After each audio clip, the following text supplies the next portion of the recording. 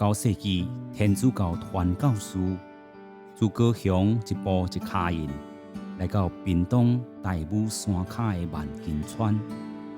看到眼前的景致，就被深深吸引，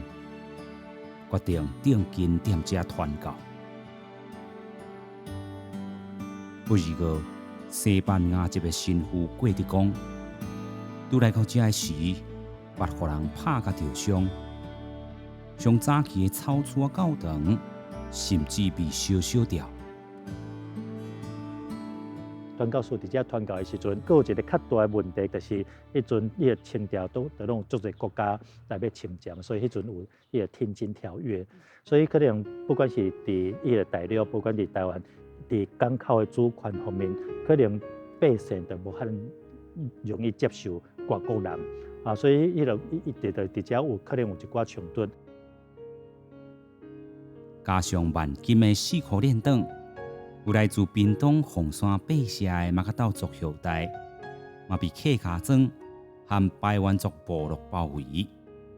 无共族群之间，嘛时常产生冲突。传教士就希望用伊个教会教义，就是会当互百姓入摆信仰，不只有信仰，嘛互因的心会使安定。天主教神父豆豆用行动化解这颗有野的各种纷纷扰扰，得到清国皇帝钦定。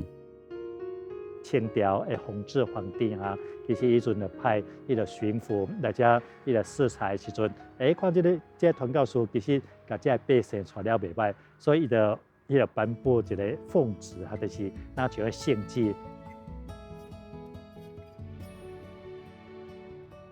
不只是历史嘛是伊个一个迄当时的政治愿意讲，互遮的族群较有自由信仰别个宗教的方面。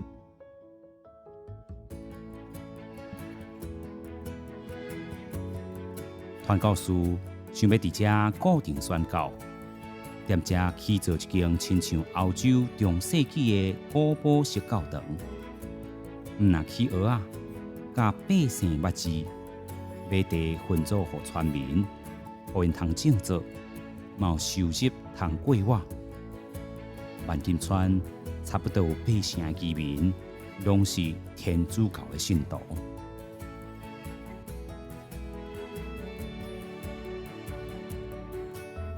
西班牙的传教士其实因有一个无共款的传统啊，就是因拢会伫迄个因特别的庆节的时阵出去游行，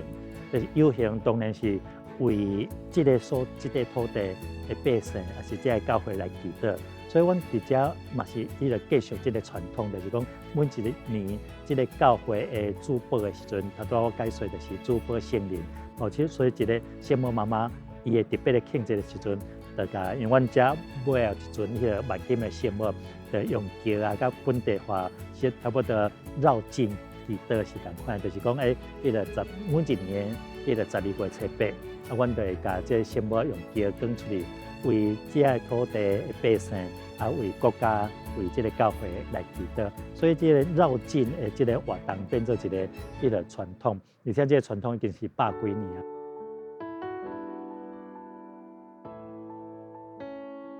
1984年，天主教教宗赏赐万金教堂圣庙圣殿的地位。